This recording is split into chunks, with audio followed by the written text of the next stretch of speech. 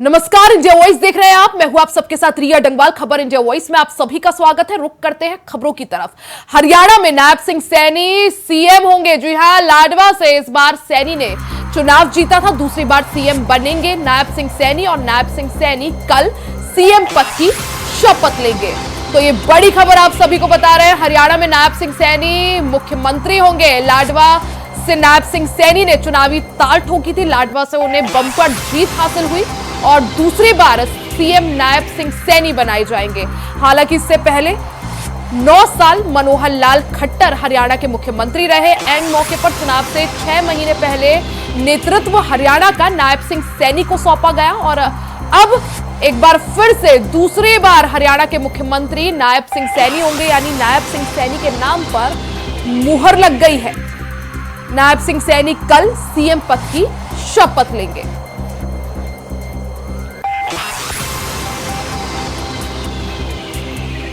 तो हरियाणा में जीत की हैट्रिक भारतीय जनता पार्टी ने लगाई। 48 सीटें जीतकर भारतीय जनता पार्टी ने पूर्ण बहुमत की सरकार बनाने का दिशा में आगे यहां पर भारतीय जनता पार्टी बढ़ते हुए। ज्यादा जानकारी के लिए सीधा रुख कर लेते हैं बीएस गुलियानी का। बीएस, जिस तरह से आज हरियाणा की अगर बात करें तो विधायक दल की बैठक होनी थी। इसमें गृह मंत्री अमित शाह और अगर बात करें पर्यवेक्षक तो मोहन यादव मौजूद होने वाले थे।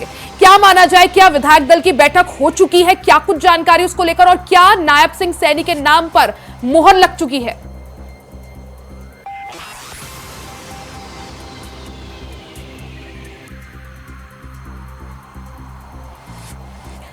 गुलियानी, आपका शायद माइक म्यूट है, एक बार अनम्यूट कर दीजिए। तो हरियाणा में नायब सिंह सैनी अब मुख्यमंत्री होंगे। लाडवा से बम्पर जीत के बाद नायब सिंह सैनी अब मुख्यमंत्री की कुर्सी की ओर आगे बढ़ते हुए दूसरी बार नायब सिंह सैनी सीएम बनाए जाएंगे। नायब सिंह सैनी कल मुख्यमंत्री पद की शपथ लेंगे। तो हरियाणा में डबल इंजन की ये तीसरी सरकार होने जा रही है। साथ ही बता दें कि जीत की हैट्रिक भारतीय जनता पार्टी ने लगाई थी और 2014 और 2019 से भी ज्यादा बड़ी और बम्पर जीत अब की बार भारतीय जनता पार्टी को 2024 विधानसभा चुनाव में मिली, जिसमें 48 सीटें जीतकर, क्योंकि 90 विधानसभा सीटों में से 48 सीटें जीतकर भारतीय जनता पार्टी सरकार बनाने की दिशा में आगे बढ़ते हुए। साथ ही 3 निर्दलीय विधायकों ने भी बीजेपी को अपना समर्थन यहां पर दिया है।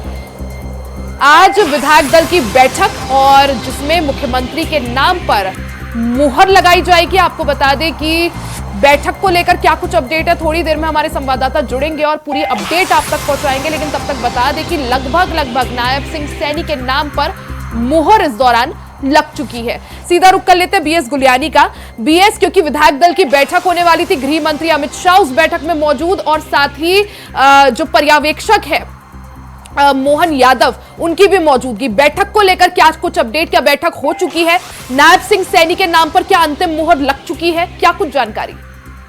जी बिल्कुल रिया, देखिए बैठक से विलंब हुई थी, विलंब से शुरू हुई थी, तो उसके बाद जो है आखिरकार नायब सिंह सैनी के नाम पर जो है मोहर पूरी तरह से लग चुकी है। और कल जो है शपथ ग्रहण समारोह भी होगा, जिसमें जो प्रधानमंत्री नरेंद्र मोदी है वो भी भाग लेने वाले हैं और तमाम जिन राज्यों में भाजपा की सरकार है वहां के मुख्यमंत्री भी इस समारोह में शामिल होंगे। करीब 40,000 लोगों के पहुंचने की जो है वो संभावना जताई जा रही है। जी रिया, बिल्कुल बीएस, जिस तरह से आपने बताया कि नायब सिंह सैनी के नाम पर तो मुहर लग गई है, कल सीएम पद की वो शपथ भी लेंगे, सरकार बनाने का दावा भी पेश होगा। लेकिन मंत्री पद की बात करें, क्या लगता है, क्योंकि पिछली बार हमने देखा था 2019 में 10 मंत्री पद थे, अब की बार किसको मंत्री पद दिया जा सकता है? क्या कुछ नए चेहरों की एंट्री?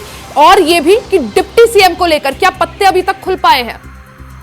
जी बिल्कुल रिया, अभी तक जो डिप्टी सीएम को लेकर बात करें तो डिप्टी सीएम के नाम की जो चर्चा जरूर है, लेकिन अभी तक फाइनल जो मोहर लगनी है वो किसी भी नाम पर नहीं लगी। क्योंकि जो अनिल विज है, काफी सीनियर नेता भी हैं बीजेपी के, तो वो दावेदारी पहले सीएम की ठोक रहे थे, लेकिन आज इन सभी फैसलों पर विराम लग गया। नायब सिंह सैनी का जो नाम है वो सबसे ऊपर आया और कल वो शपथ ग्रहण समारोह में भाग लेंगे और शपथ ग्रहण करेंगे। और अगर डिप्टी सीएम की बात, उसमें अनिल विज जो पूर्व गृह मंत्री है उनका नाम शामिल है। इसके अलावा राव इंद्रजीत सिंह है, उनकी बेटी, उनका नाम भी डिप्टी सीएम की लिस्ट में जो है एक जुड़ा हुआ है। और क्योंकि हीरवाल बेल्ट जो है वो सीएम पद की मांग कर रही थी, लेकिन कहीं ना कहीं अब जो है हाईकमान ने जो डिप्टी सीएम की उस नाम है। देखा भी है कि भारतीय जनता पार्टी में कैडर बेस्ड पार्टी है, तो जो भी हाईकमान का निर्णय होता है वो सबको मानना भी पड़ता है।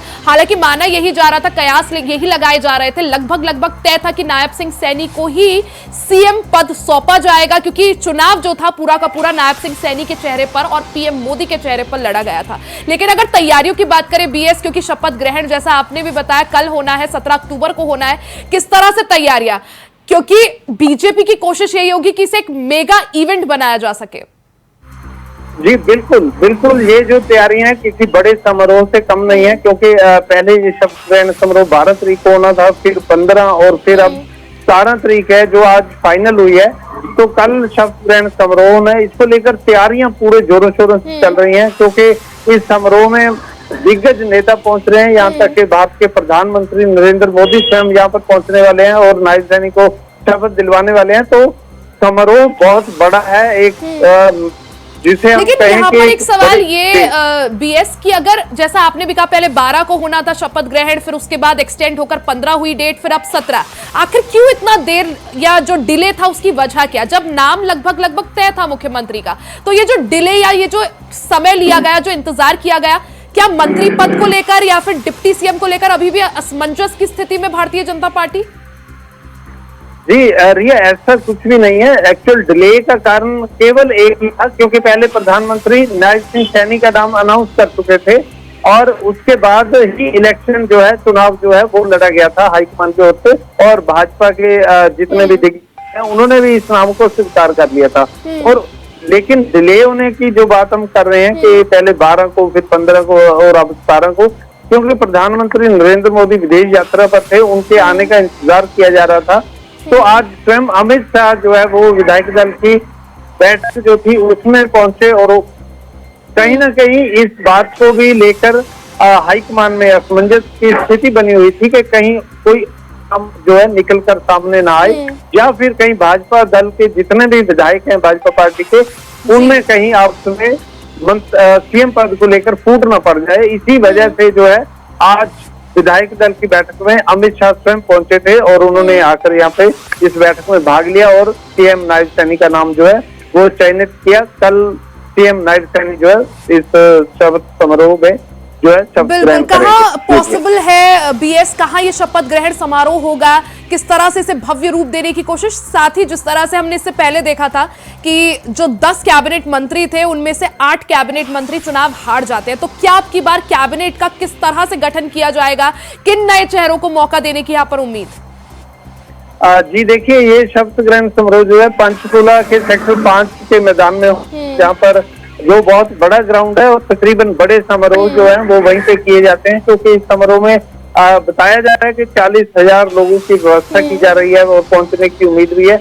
और अगर मंत्रियों की बात करें या कैबिनेट मंत्रियों की बात करें तो इसमें अभी तक भाजपा ने कोई भी पता नहीं खोला और ना ही अभी तक कोई ऐसा बिल्कुल, हालांकि यानी सीएम का नाम पर मोहर यहाँ पर लग गई है। नायब सिंह सैनी को एक बार फिर से हरियाणा की कमान सौंपी जाएगी। हालांकि डिप्टी सीएम और कैबिनेट में किस किस को शामिल किया जाएगा, किसको मंत्री पद यहाँ पर दिया जाएगा, उसको लेकर सस्पेंस अभी बरकरार है। बीएस, बहुत बहुत शुक्रिया जानकारी के लिए।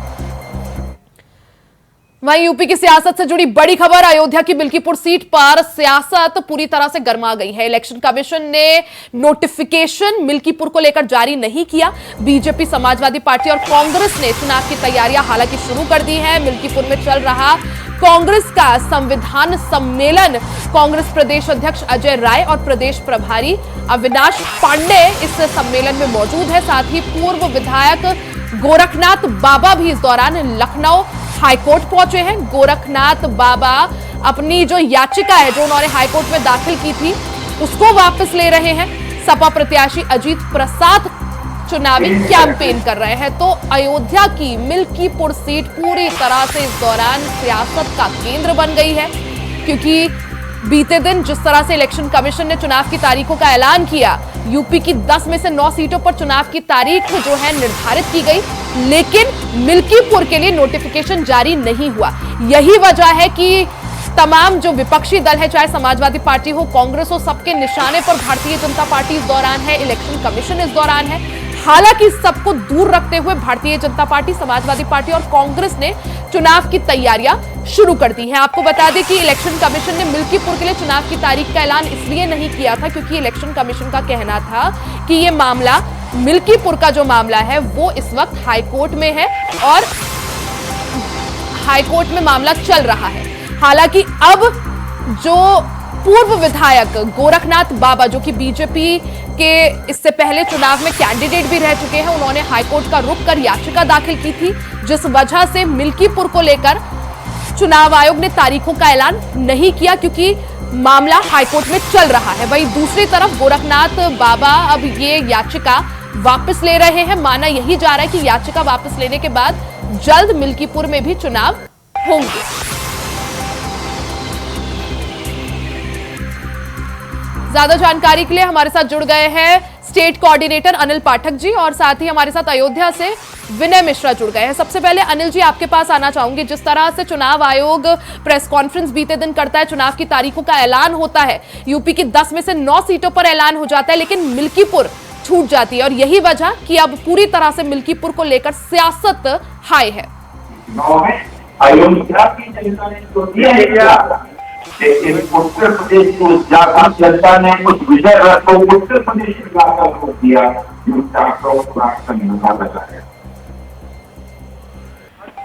और उत्तर प्रदेश जिसमें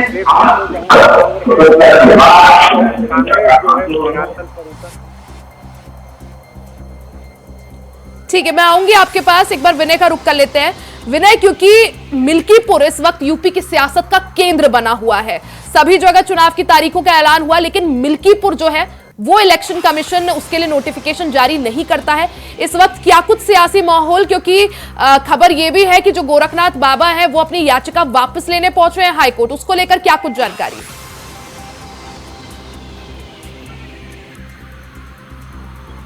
विनय, आपको आवाज मिल पा रही है? जी भैया जी, यहाँ पे आपको बता दूं कि मिल्कीपुर में जो आज कांग्रेस की रैली यहाँ पे की गई है, कि संविधान बचाओ संकल्प सम्मेलन का कार्यक्रम किया जा रहा है और यहाँ पे जिस तरीके से प्रदेश अध्यक्ष ने बताया कि ये 8वां सम्मेलन यहाँ पे किया जा रहा है, लेकिन दूसरी तरफ माना जा रहा है जो इंडिया गठबंधन जो चल रहा था वो यहाँ पे टूटते हुए नजर आ रहा है। यहाँ तमाम ऐसे प्रत्याशियों के बोर्ड भी लगे हुए हैं जो संभावित प्रत्याशी है। ये माना जा रहा है कि जो सपा और कांग्रेस का गठबंधन था वो धीरे धीरे यहाँ पे टूटता हुआ नजर आ रहा है। और मैं यहाँ पे कैमरा पर्सन से कहूँगा कि दिखाई कि देख सकते हैं कि यहाँ पे अजय राय भी आए हुए हैं और PL पुनिया आए हुए हैं, तमाम ऐसे बड़े बड़े नेता दिखाई जो है यहाँ पे आए हुए हैं और तमाम भारी संख्या में जो है कांग्रेसियों की यहाँ पे भीड़ भी लगी हुई है। तमाम जो भावी प्रत्याशी है वो अपने समर्थकों को लेकर के जो है यहाँ पे एक ताकत दिखाने का एहसास भी करा रहे हैं। वजह यह है कि सपा के द्वारा जो है भी कांग्रेस को कोई सीट नहीं दी गई है और चुनाव भी कल डिक्लेयर हो गया है 9 सीटों को लेकर के, और मिल्कीपुर में इसके वजह से जो है यहाँ पे डिक्लेयर नहीं हो पाया है। विनय, आप अभी मौके पर मौजूद हैं जहां कांग्रेस का संविधान सम्मेलन चल रहा है, बड़े बड़े दिग्गजों की मौजूदगी है। कांग्रेस प्रदेश अध्यक्ष अजय राय वहां पर है, प्रदेश प्रभारी अविनाश पांडे वहां पर है। आपसे यही जानना चाहेंगे विनय कि मिल्कीपुर का सियासी रण किस तरह दिख रहा है, क्योंकि एक तरफ समाजवादी पार्टी पहले ही अपने प्रत्याशी के नाम का ऐलान कर चुकी है, अजीत प्रसाद को टिकट की बात कही है। कांग्रेस का यहां पर एक तरह से सम्मेलन करना क्या दर्शाता है? यहाँ पर बात तो जातीय सम्मेलन के लिए यहाँ पे अनुसूचित जाति ज्यादा है कि उसके लिए आरक्षित सीट भी बात जा रही है, लेकिन वही दूसरी तरफ जो है अगर यहाँ पे कांग्रेस चुनाव लौटी तो इसका नुकसान जो है सपा और भाजपा दोनों को होगा। और क्योंकि यहाँ पे बहुजन समाज का भी प्रत्याशी यहाँ पे घोषित हो चुका है, लेकिन यहाँ पे सूत्रों की अगर माने तो यहाँ पे जल्द ही जो ये गठबंधन की सीट जो है वो एक हो जाएगी और यहाँ पे मिल्कीपुर से सपा के प्रत्याशी जो है गठबंधन की इंडिया गठबंधन के लड़ेंगे। अच्छा, यानी है समाजवादी पार्टी के ही नाम की वो सीट। और वही यहां पर जो है एक तरह से अजीत प्रसाद का नाम फाइनल हुआ है। कांग्रेस यहां पर जिस तरह से सम्मेलन कर रही है वो उन्हीं के समर्थन में इंडिया गठबंधन एकजुट होकर चुनाव लड़ रहा है। सीधा रुख कर लेते हैं अनिल पाठक जी का। पाठक जी, अगर बात करें मिल्कीपुर को लेकर सियासी पारा पूरी तरह से हाई है। इलेक्शन कमीशन जो है, चुनाव आयोग, वो चुनावों की घोषणा करता है बट मिल्कीपुर के लिए नोटिफिकेशन जारी नहीं होता। अब जो गोरखनाथ बाबा है वो हाईकोर्ट पहुंचे हैं याचिका वापस लेने। अगर याचिका वापस होती है तो क्या माना जाए, क्या इसी बीच मिल्कीपुर में भी एक साथ चुनाव? देखिए रिया, इलेक्शन कमीशन ने जब कल 9 सीटों पर तारीखों का ऐलान किया लेकिन मिल्कीपुर में नोटिफिकेशन नहीं जारी किया, तो उसके बाद ये लगा कि मिल्कीपुर में चुनाव नहीं होगा। लेकिन 2 घंटे बाद एकदम तस्वीर बदल गई। हाई कोर्ट में जो रिट हुई है, जो गोरखनाथ बाबा ने की है, उसको लेकर के उनके वकील का बयान आया कि हम जो है रिट वापस ले रहे हैं। और आज जो है गोरखनाथ बाबा हाई कोर्ट पहुंच गए हैं। वहीं कांग्रेस जो है वो जमीन पर उतर आई है। संविधान सम्मेलन के नाम पर अपने कार्यकर्ताओं को मैसेज कर रही है। समाजवादी पार्टी के जो अजीत प्रसाद हैं वो लगातार क्षेत्र में बने हुए हैं, जनसंपर्क कर रहे हैं और अपनी जीत का दावा भी कर रहे हैं। वहीं भारतीय जनता पार्टी भी लगातार जो है अपने कार्यकर्ताओं का सम्मेलन कर रही हैं। मुख्यमंत्री 3 दौरा कर चुके हैं। कहने का मतलब ये है कि जो 10 सीटें हैं उसमें सबसे ज्यादा हॉट सीट वो मिल्कीपुर है। जिस तरह से रिट वापस होने की बात कही जा रही है, जिससे एक अंदाजा लगाया जा रहा है कि 9 सीटों के साथ अब मिल्कीपुर में भी वोटिंग हो जाएगी और विधायक जो है उसका रिजल्ट 23 नवंबर को आ सकता है। बिल्कुल, यानी पूरी संभावना अब यही मानी जा रही है कि मिल्कीपुर में भी बाकी अन्य जो 9 सीटें हैं उनके साथ चुनाव होगा। लेकिन अनिल जी, अगर बात करें मिल्कीपुर के रण की, क्योंकि ये 2 ऐसी सीट है, एक मिल्कीपुर और एक अंबेडकर नगर की कटहरी, जिनकी जिम्मेदारी खुद स्वयं मुख्यमंत्री योगी आदित्यनाथ ने ली है। और ऐसे में चुनौतियां बहुत है भारतीय जनता पार्टी के सामने। जैसा आपने भी कहा कि अजीत प्रसाद जो है वो इलेक्शन कैंपेन कर रहे हैं, कांग्रेस की तरफ से कार्यकर्ता सम्मेलन या संविधान सम्मेलन आयोजित किया जा रहा है। तो जमीन पर मैदान में सभी जो है वो उतरे हुए हैं। बीजेपी कैसे चुनौतियों से पार पाएगी? देखिए, भारतीय जनता पार्टी ने मिल्कीपुर का चुनाव जो है 2017 में जीता था। अवधेश प्रसाद को जो है वो हार का सामना करना पड़ा था। रिया, एक बात और बता दें कि मिल्कीपुर जो है वो रिजर्व सीट है। यहाँ पर अनुसूचित जाति के ही कैंडिडेट चुनाव लड़ेंगे, वो चाहे कांग्रेस हो, सपा हो, बसपा हो या फिर भाजपा हो। तो ऐसी स्थिति में जो बैकवर्ड वोटर है, जो फॉरवर्ड वोटर है, उसकी भूमिका जो है बढ़ जाती है। अखिलेश यादव की तरफ से लगातार जो है पिछड़ों को एकजुट करने के लिए अभियान छेड़ा गया है। वहीं अगर हम बात करें आगड़ों की, तो वो उसकी सियासत भारतीय जनता पार्टी खुले तौर पे करती है। मुकाबला रोमांचक है, अयोध्या की सीट है और भारतीय जनता पार्टी को लोकसभा चुनाव में जो अयोध्या की हार है वो एकदम खटक रही है। बदला लेने की पूरी तैयारी है। अब ये देखना होगा कि भारतीय जनता पार्टी चुनावी रण में अपने मकसद में कितना कामयाब। बिल्कुल, यानी फैजाबाद में जो हार भारतीय जनता पार्टी को झेलनी पड़ी, उसका जो एक तरह से रिवेंज है बीजेपी मिल्कीपुर जीतकर कर पाती है या नहीं, ये देखना बेहद खास होगा। बहरहाल 9 सीटों पर और प्लस एक और मिल्कीपुर, वहां चुनाव किस तरह से होता है ये देखना काफी ज्यादा खास। बहुत बहुत शुक्रिया अनिल पाठक जी, और विनय आपका भी बहुत बहुत शुक्रिया। खबरों में आगे बढ़ते बात सिद्धार्थनगर की कर लेते हैं। सिद्धार्थनगर जिले में शिक्षा विभाग के कर्मचारी ने ही ऐसा कारनामा कर दिया जिसे सुनकर हर कोई दंग रह गया। पूरा मामला बीआरसी बांसी का है, जहां कार्यरत कार्यालय सहायक और चपरासी ने परिषदीय स्कूलों में पढ़ने वाले बच्चों को निःशुल्क वितरित की जाने वाली किताबें स्थानीय कबाड़ी को 10 रुपए किलो बेच दी। पूरे मामले का खुलासा तब हुआ जब किसी ने इसकी जानकारी पुलिस को दे दी, जिसके बाद एक्शन में आई पुलिस ने दोनों कर्मचारियों और 2 कबाड़ियों को हिरासत में ले लिया और मुकदमा दर्ज कर चोरों को जेल भेज दिया। 15 अक्टूबर 2024 को थाना बांसी अंतर्गत एक सूचना प्राप्त हुई कि कस्बा बांसी में मंगल बाजार स्थित एक कबाड़ी की दुकान पर सरकारी पुस्तकों को अवैध रूप से बेचा जा रहा है। इस सूचना पर मौके पर पुलिस टीम ने जाकर जांच की तो ये पाया कि बीआरसी के कार्यालय सहायक और चपरासी द्वारा वहां पर कबाड़ी को जो निःशुल्क वितरण हेतु पुस्तकें थी उनको बेचा जा रहा था। इस सूचना पर पुलिस द्वारा मौके पर जो 4 लोग थे, 2 कबाड़ी और कार्यालय सहायक बीआरसी और चपरासी, इन 4 लोगों को हिरासत में लिया गया। अयोध्या जिले के मिल्कीपुर विधानसभा में सहकारिता सम्मेलन में शिरकत करने आए उत्तर प्रदेश सरकार के सहकारिता मंत्री स्वतंत्र प्रभार जेपीएस राठौड़ से हमारे संवाददाता विनय मिश्रा ने यूपी में 10 सीटों पर होने वाले उपचुनाव में सबसे अहम सीट मिल्कीपुर विधानसभा को लेकर खास बातचीत की है। आपको सुनवाते हैं। इसमें 10 सीटों का उपचुनाव होने जाने वाला है। उस समय हमारे साथ यहाँ पे मंत्री है, सहकारिता मंत्री जीपीएस राठौड़ जी, उनसे बात करते हैं इंडिया वाइज से। क्या कहेंगे, ये उत्तर प्रदेश में चुनाव होने जा रहा है, मिल्कीपुर सबसे हार्ड सीट है, तो इसको लेके मिल्कीपुर में इतिहास रचेगा। ऐतिहासिक वोटों से मिल्कीपुर की विधानसभा भारतीय जनता पार्टी कैंडिडेट जीतेगा। और जिस तरीके से वातावरण और माहौल है, मिल्कीपुर और पूरे अयोध्या की जनता ने तय कर लिया है कि हमको पूरा जो है फिर से एक बार एक अवसर मिला है जब हम दिखाएं कि प्रभु श्री राम के आशीर्वाद की ताकत क्या है। मिल्कीपुर ही नहीं, 10 की 10 विधानसभा भारतीय जनता पार्टी जीतेगी। अच्छा, क्या लग रहा है, इंडिया गठबंधन टूटेगा? क्योंकि जिस तरीके से सपा यहाँ पे कल रैली करने जा रही है। देखिए, इंडिया गठबंधन का कोई भविष्य तो नहीं है। अब अभी टूटेगा या थोड़े दिनों बाद टूटेगा, ये भविष्य के गर्भ में है, लेकिन इतना तय है कि वो टूटेगा जरूर। इसका फायदा सीधा बीजेपी को होगा।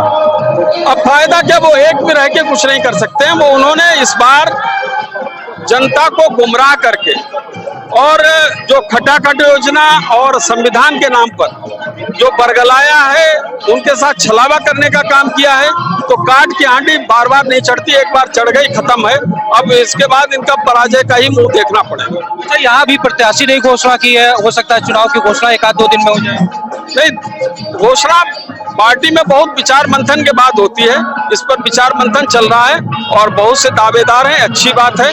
और मुझे लगता है कि जल्दी जल्दी इसकी घोषणा भी पार्टी करेगी। ये हमारे साथ जो जीपीएस राठौड़ थे, उनका साफ तौर पर कहना है कि जिस तरीके से उत्तर प्रदेश में चुनाव होने जा रहा है यूपी गठबंधन को लेकर के, वो सबसे ज्यादा हार्ड सीट जो है मिल्कीपुर की मानी जा रही है। यहाँ पे जल्दी प्रत्याशियों की भी घोषणा कर दी जाएगी। सहयोगी रमेश पांडे के साथ विनय मिश्रा, इंडिया वाइज, अयोध्या। वही अब बहराइच हिंसा मामले को लेकर बड़ी अपडेट आप सभी को दे दे। 1 मर्डर, 3 एफआईआर और 52 गिरफ्तारियां इस मामले में हुई है।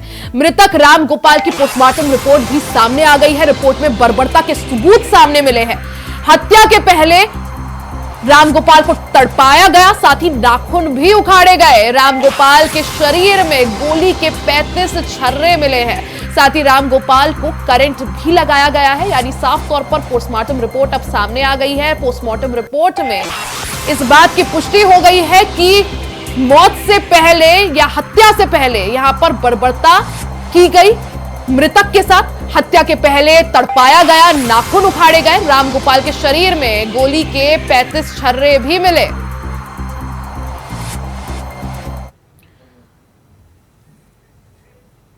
खबर प्रयागराज से है, जहां 8 साल की बच्ची का अपहरण के बाद हत्या का मामला सामने आया है, जिसको लेकर पुलिस और आरोपी के बीच मुठभेड़ हो गई। वहीं मुठभेड़ के दौरान एक आरोपी को पैर में गोली लग गई, जिसके बाद उसे इलाज के लिए अस्पताल भेजा गया। बता दें कि पिता की दवा लेने गई थी बच्ची, जिस दौरान उसका अपहरण हो गया और बाद में हत्या कर दी गई।